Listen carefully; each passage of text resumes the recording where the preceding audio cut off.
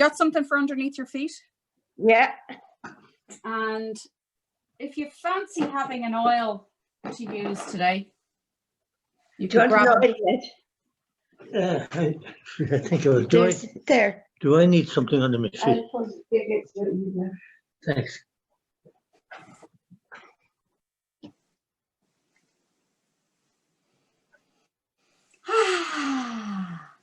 So Jay Martasha Venue. Could you? Jay Martasha Venue. Oh, that was good there. Yeah. You got two head. I'm a trade and Lewin. I'm a galtrasca jean skull when you na lower skull all for you fion. Oh.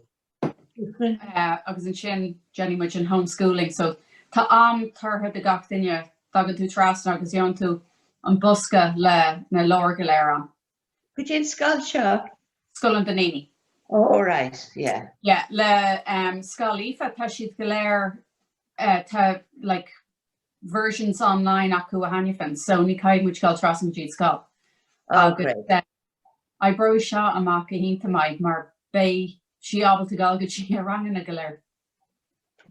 Oh, good. Yes. Go hinta. Yeah, so I bring Shinamaka hinta mai. Yes.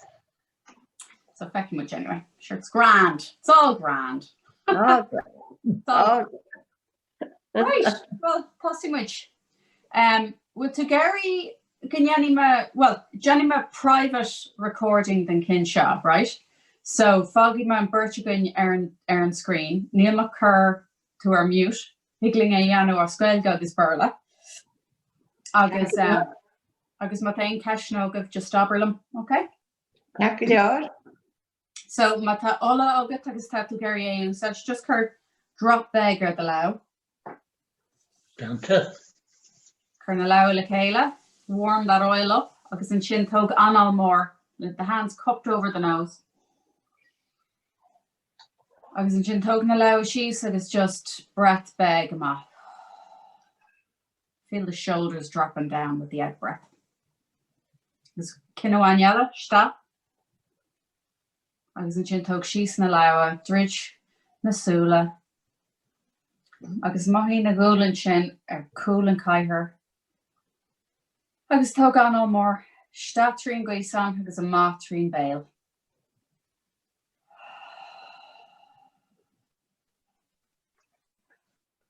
Feel yourself dropping down into the body, out of the head and into the body.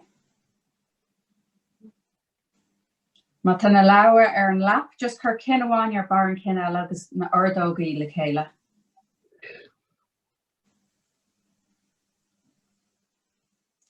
And then notice the alignment. So we'll bar and kionagal suskaji and shilal.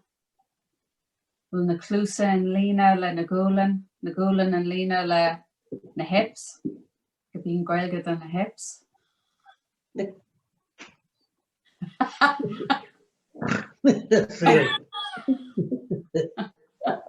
When the crumman touch out of my young, but you should know such and shouldn't do the hell. Scaroga. Scaroga. Okay. Scaroga. Hillmaker. Scaroga. Shin the hips.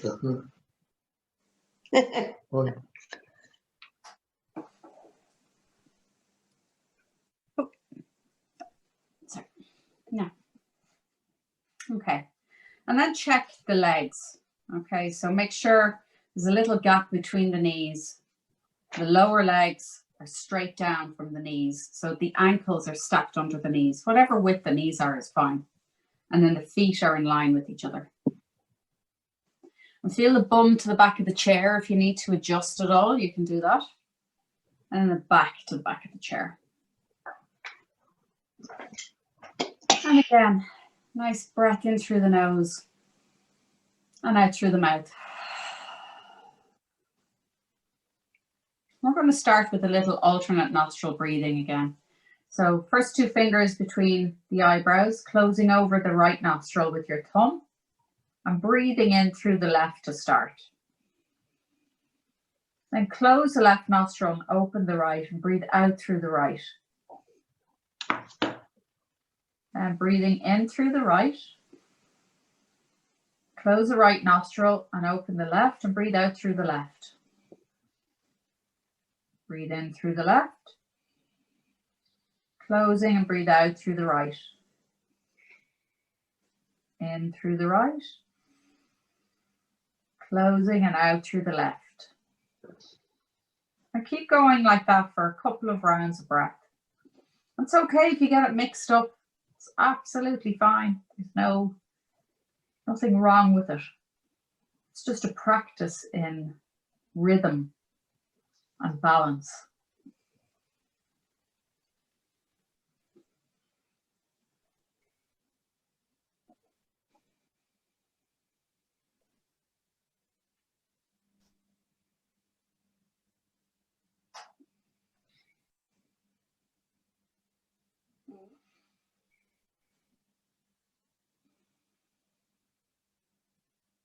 And the next time you finish on the out breath on the left-hand side, just take the hands down onto the lap again, resting one palm on top of the other with the thumbs pressing together.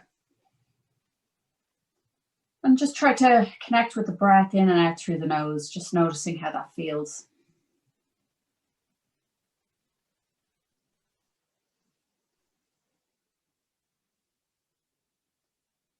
Being aware of how's the scalp feel, how does the mind feel?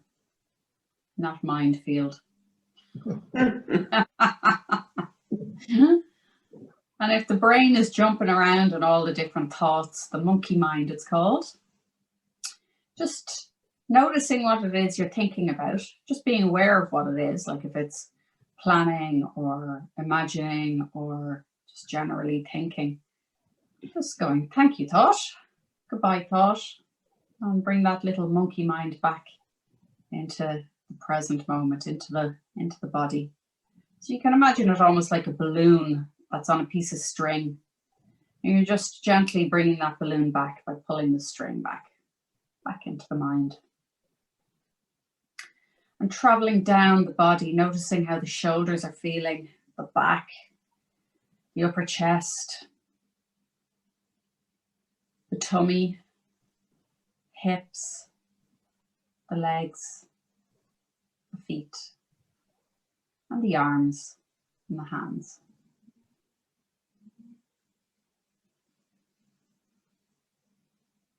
Bringing the hands together in prayer position, pressing the thumbs to the heart center and bowing for a moment.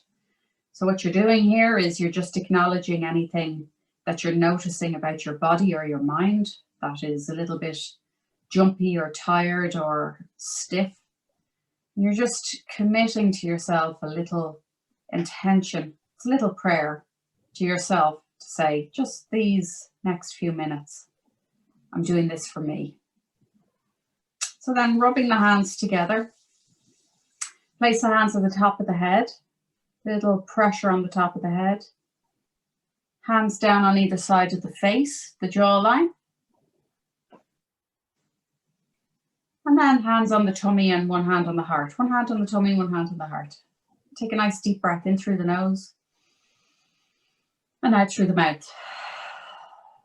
And you can open up the eyes. We'll start off with the hands and then we're going to come up into standing.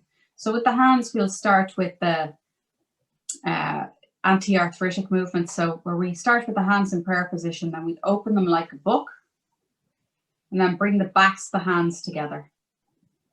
Direct the fingers towards the heart, down towards the lap, away from you, and then put the thumbs together and wave the fingers like a little butterfly. And then the hands together again. Open the book. Back of the book together, fingers towards the heart, down towards the lap, away from you, butterfly. And again, one last time, hands together, open the book, back of the book together, fingers pointing down and away and up, butterfly, and close. Now we do it in reverse 3 times as well.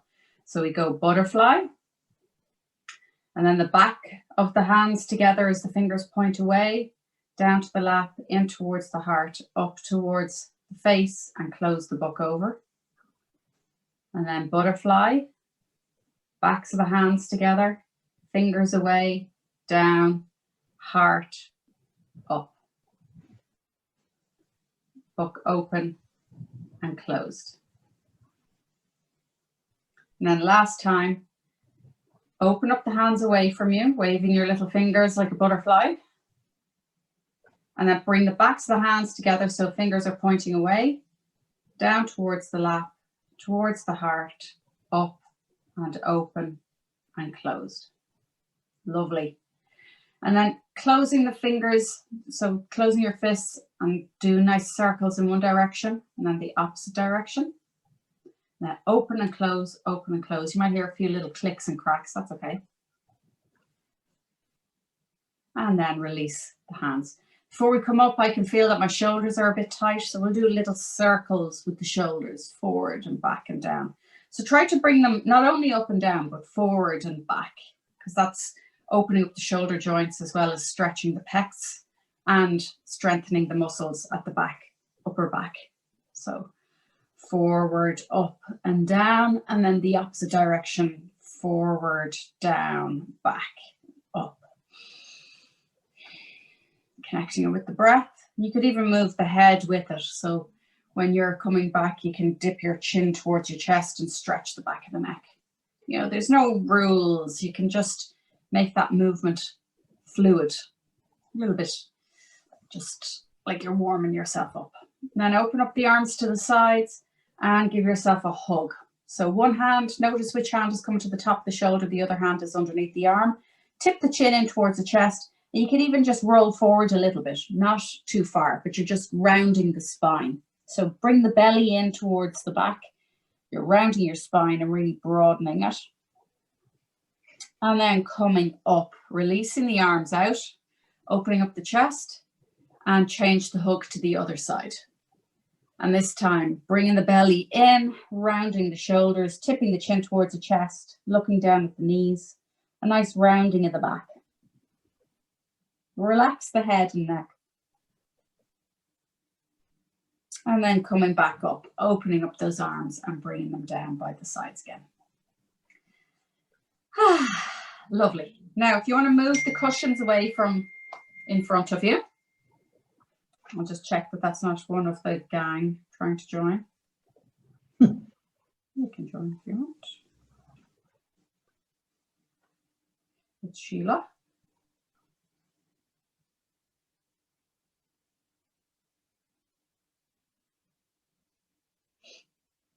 Yeah. So we're going to scoot forward a little bit. So we'll do the strengthening of the tummy to come up. So get your feet flat on the floor. Your sitting bones are just on the edge of the chair. Reaching the arms forward to lean forward. So to put the weight into the feet. And if you feel that your feet are too far forward to be supporting you, move the feet back a little so that you can get the weight over your feet, because your feet are your platforms. Reach the arms forward and lift the hips up off the chair. So you're using your tummy muscles, keep the knees bent, and then come to stand. That's it. Now you're going to come around to the back of the chair. If you need to put the chair towards something, lean it, press it against something to make sure that chair will not move on you. Like you could maybe put the front of the chair towards the leg of the table so that if you were to push the chair at all, there's no way that it will move. I'm going to move my scarf out of the way. So coming to stand. I can't see either of you now, so I'm hoping you can see me though, yeah? You can just sit still. Now, what I might do, you can't really see. Maybe I'll just move this here so that you can see a little bit more of what I'm doing. Hang on a second now.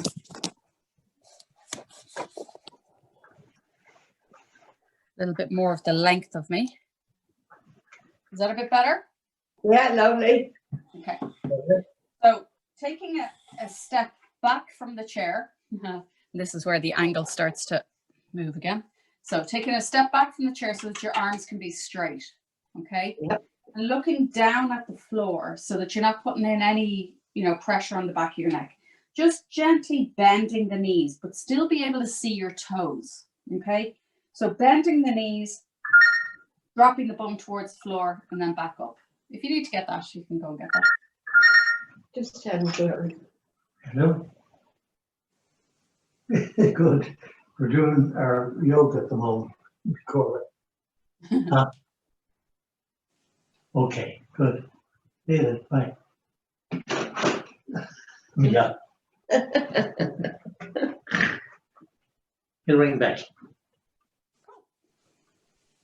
Okay, so straightening the arms, stepping back a little bit so that you're at a bit of an angle, bending the knees, just so you're dropping the bum down towards the floor. And you might notice that my back stays quite straight. And then I come back up to stand again. So you're bending the knees, and when you glance down, make sure that the feet are in line with each other. And it's as if, you know, the way that we stand up and sit down. It's as if you're bringing the hips back as if to sit on that chair and then come back up again. What this is doing is strengthening those quads, okay? So breathing in, bending the knees, dropping the hips down, and then breathing out, coming back up to stand. When you come up to stand, you can press the hips forward a little. Let the shoulders slide down the back and press the tummy forward. So you get a little back bend. And then going the opposite direction again. So breathing in, bending the knees, dropping the bum down towards the floor. Breathing out, coming back up. Press the hips forward, looking up. And we just do that 2 more times. So really slowly at your own pace, bending the knees, coming down. Check that you can wiggle those toes. So that helps to make sure that the 4 corners of the feet are nice and comfortably placed on the floor. Bending the knees and then straightening the legs, coming back up again, pressing the hips forward. One last time. Gaze is down toward the floor. Sorry. Bending the knees. You okay? Yeah.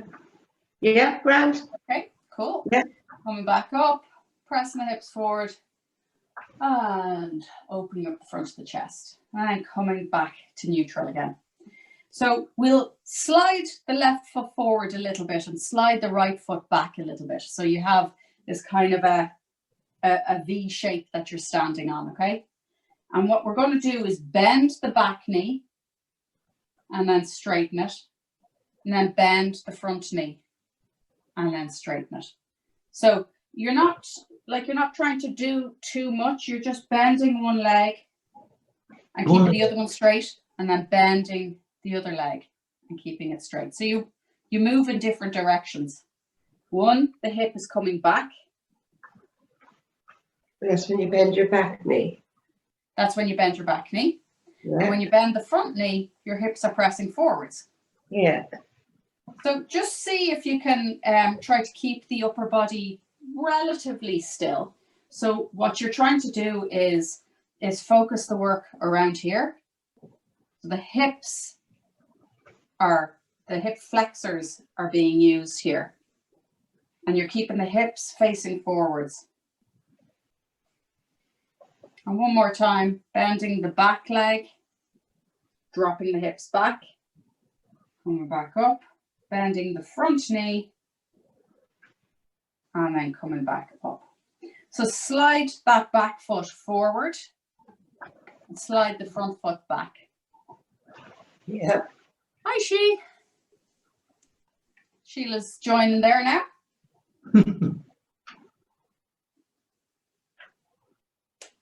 Hi.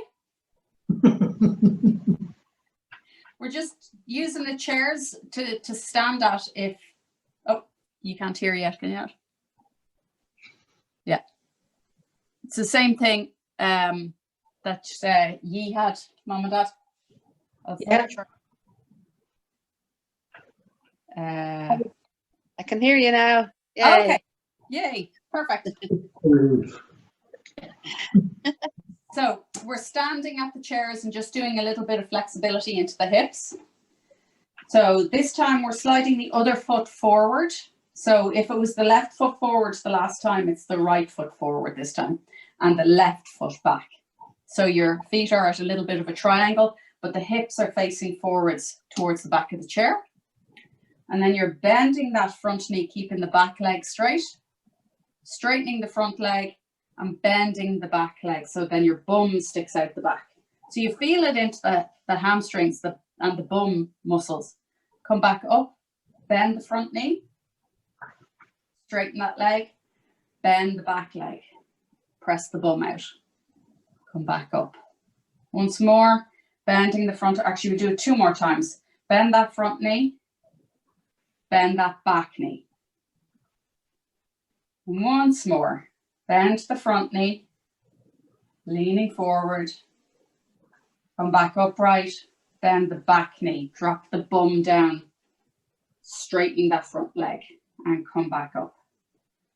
And just bring both feet back into line. Sheila, if you want to do the other side once or twice just to balance it out. Yeah, I'll just do a few. Yep. And what we'll do, Mom and Dad, is bring both feet in line with each other, but a nice big gap between. Hands on the back of the chair and just bending the knees again. Like we did, first of all, we'll just use it as a little bit of an interim. So bend the knees, drop the bum down, look down at the floor, come back up to standing, look forward and press the hips forward, opening up the front of the chest. Look back to the front again, bend the knees, push the bum out as if you were to sit down, come back up, press the hips forward, looking up, getting that little back bend. Check that those shoulders stay down away from the ears as well. And one last time, bend the knees, dropping the hips down towards the floor. Make sure you can still see those toes. Come back up, press the hips forward, open up the front of the chest. And back to center. Now, this time we're going to stand sideways at the chair, so you can hold the chair and put the other hand on the hip and take it easy. So if it feels like it's too much, you can just keep the foot on the floor. But if you have the strength in the standing leg, you're going to bring the weight into the leg that's beside the chair, and the other knee, you're going to lift it up in front of you. And then you're going to put the foot back down. So really slowly checking into the front of the hip, breathing in, lifting up. Yeah, you do your left leg. Breathing out, coming back down. And the thing is that you don't want to be leaning over and lifting it up like that, right? So it's more important that you're just only sliding the foot in front of you and not lifting the foot off the floor if that's where you're at. But try to keep the hips level and then back down. One last time, lifting up that left knee and putting it back down. Now that'll have put a bit of weight onto the right.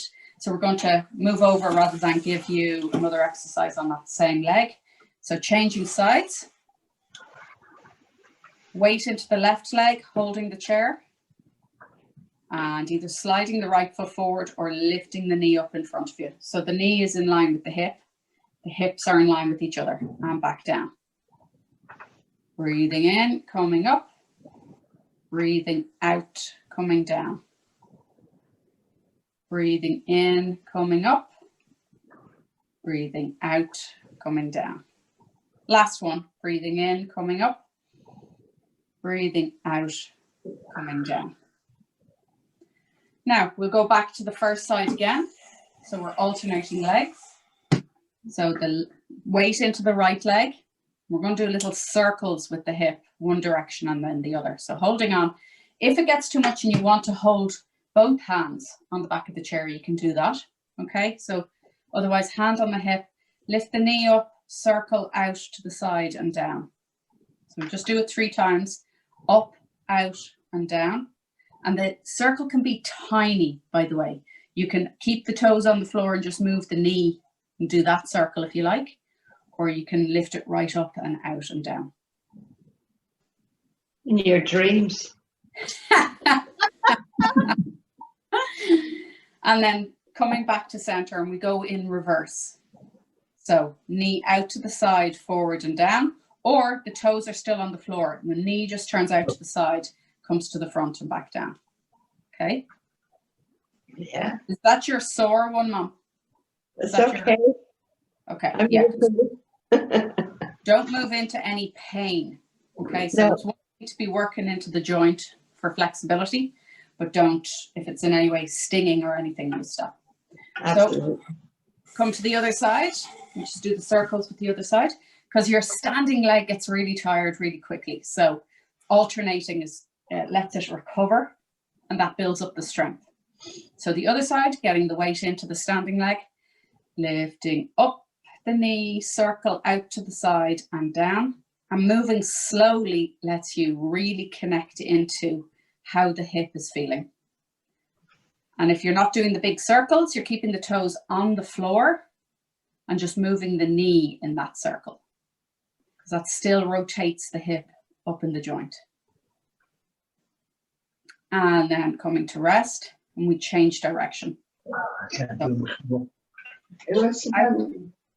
I gotta sit down, yeah. Dad's going to You sit okay down for a minute. Yeah, Yeah, carry on. He's just Yeah. taking her walk. that's perfect. Taking a break whenever you need to is absolutely perfect. So knee out to the side, up, center, and down. And you can even do this sitting if you want to. All you're doing is just bringing the knee out to the side, to the front, and down. So it rotates the hip in the joint. And then one last time, out to the side, to the front, and down. Perfect. Now, we're going to come back to the original position of facing the back of the chair. And this time, we're working on the lower back and the glutes. So standing up straight, your arms can be a little bit bent. You're extending one leg out behind and just curling the toes under. So I'm going to put this down on the floor so you can see my feet. I'm going to have to turn this upside down. Now, so I'm going to slide the foot behind and then turn the toes under if you can. If you can't, you're just sliding the foot back. And you can just hold it there because that's stretching the front of the hip.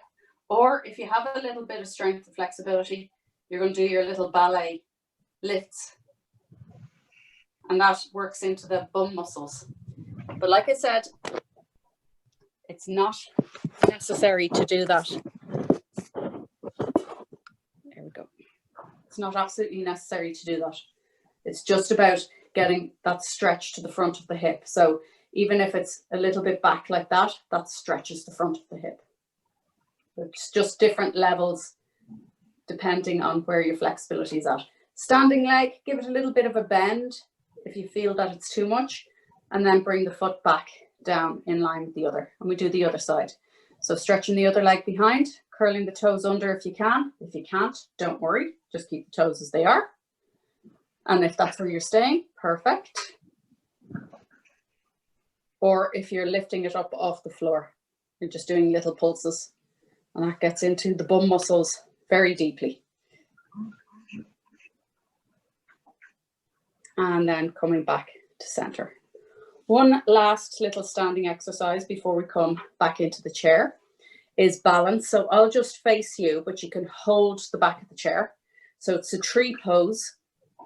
There's lots of levels to the tree pose, but what you're doing is you're bending one leg while putting all the weight into the other leg. And then you turn that knee out to the side and rest the heel on the inside of the other shin. So it just means that you're putting most of your weight into the standing leg. And if you want to, and you're holding the chair and you have balance, you could slide that foot up on the inside of the leg. But that isn't necessary. Just it rotates the hip outwards. And there's lots of different options, and it helps to strengthen this standing leg. And then bring the knee to the front again and foot back down on the floor. And we do the other side. Bring the weight into the standing leg, bend the opposite knee, turn it out to the side, rest the heel against the inside of the calf. And you can stay there. Or if your bum muscles are spasming, just try to remind them to soften. And if you want to, you can slide the foot up on the inside of the calf. You're holding the chair and keeping nice balanced. And balance poses help our minds to settle because we can't think of anything else when we're trying to keep steady. And then slide the foot back down again if it's up. Turn the knee to the front and the foot back down. Now, we're going to come back into sitting. Now remember, we're coming back into sitting the same way as we came out. So Sheila, what we do is we practice strengthening the quads for the chair pose, so that if at any point mom and dad had a fall, that they could trust their legs to be able to do the work. So excuse me for the lack of face at the moment. If you fall asleep and come around. Your feet are hip width distance apart, a good hip width distance apart. You're bending the knees so that you can still see your toes. If you can't see your toes, then your weight is too far forward and you might fall, okay? So if you need to, drop the bum lower and move the knees back so that you can see your toes. And put your hands behind you to make sure that you know where the chair is. So your upper body is counterbalancing you and your hips are hovering off the chair, and that's strengthening those legs, and you're screaming at me, and then the bum comes to the chair. Thank God. You give out to me now, but you'll thank me later. And we're going to stand up and sit down one more time, okay? Yeah. So you lean forward, your feet are nice firmly planted on the floor.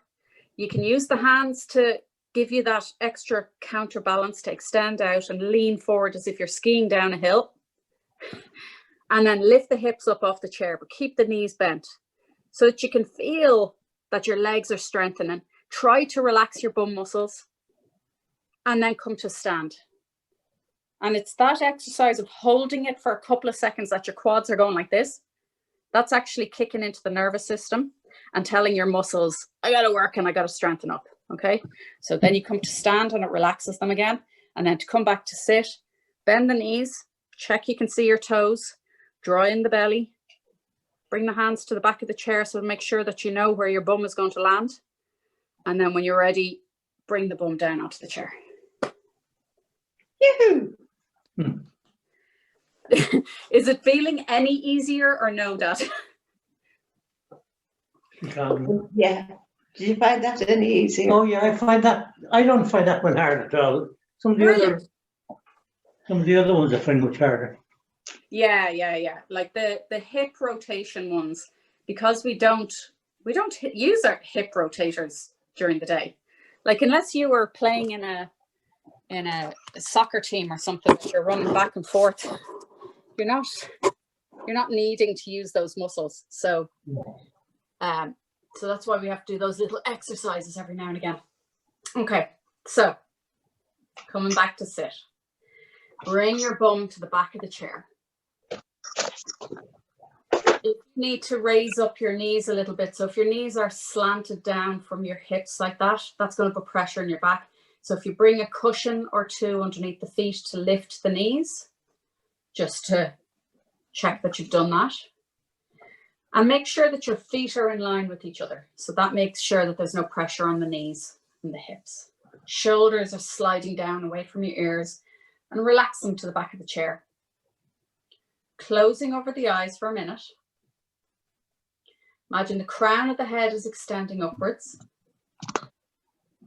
Take a nice deep breath in through the nose and out through the mouth. Doing your little body scan, checking how your head is feeling, including the muscles on the face.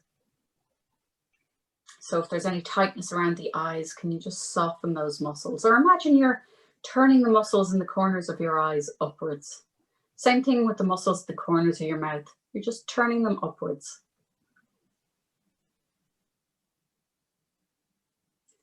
Noticing how the neck and throat feels. Being aware of where your shoulders are in relation to the chair. Traveling down the back of the chair, noticing the points of connection right down to the sitting bones.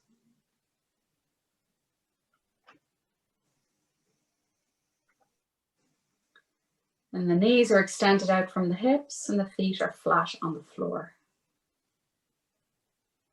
Just taking a couple of breaths to relax here. I'll just read you a little excerpt from Training the Mind.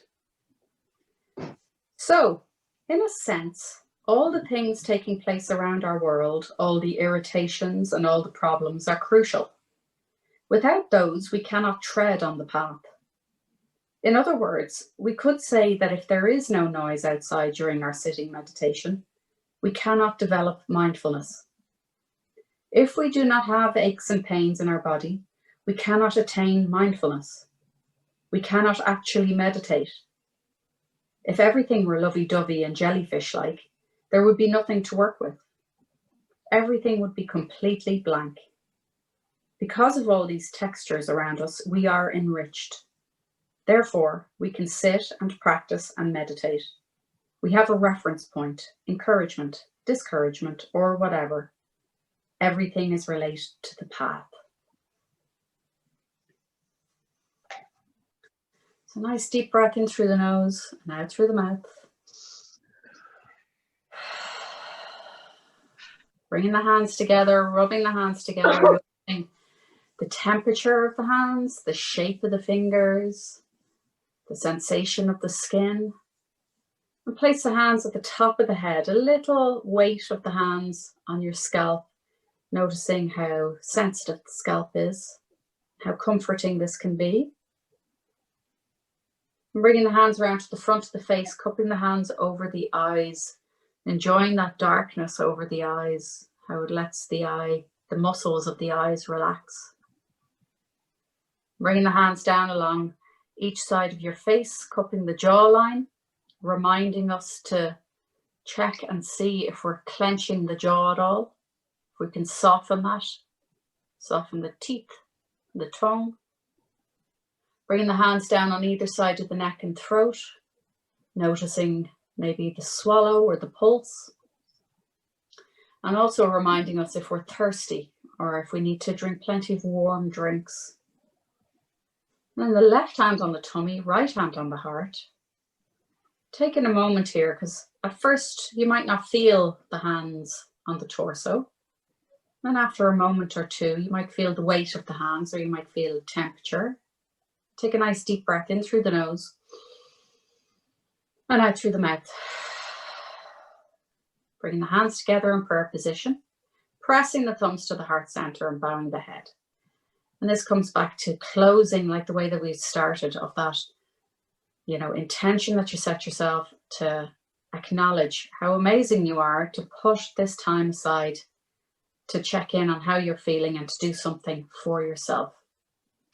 And we're reminded by that excerpt that the noise outside in our external world as well as our internal world can actually help us to meditate or to be mindful, because it reminds us, okay, I need some quiet time. So give yourself a big fat hug, either mentally or with your arms, yeah. And give yourself thanks for doing this today and for joining me on the mat. And change your arms over so that you do the hug the other way as well.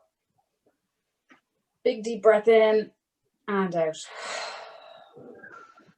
Gura Mila Maigov.